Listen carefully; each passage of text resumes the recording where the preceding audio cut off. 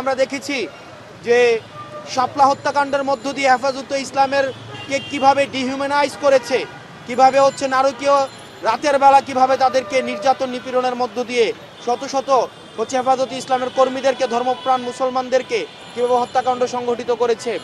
আমরা পরবর্তীতে দেখেছি যে দীর্ঘ 1.5 দশকের বেশি সময় ধরে আওয়ামী লীগের লুটপাটের যে শাসন, সেই লুটপাটের শাসন আমরা দেখেছি।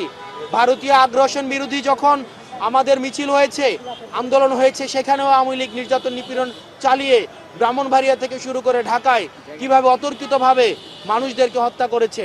শাসন ক্ষমতা টিকিয়ে রাখার জন্য আওয়ামী লীগ মানুষ থেকে আওয়ামী লীগের কাছে শাসন মুখ্য হয়ে উঠেছিল এবং সেটিকে টিকিয়ে রাখার জন্য আমরা দেখেছি 14 সালের আনকনটেস্টেড ইলেকশন, পরবর্তীতে 18 সালের মিডনাইট ইলেকশন এবং 24 সালের আমি ভার্সেস দামি ইলেকশনের মধ্য দিয়ে আওয়ামী লীগ গণতন্ত্রকে কিভাবে কুক্ষিগত করেছিল।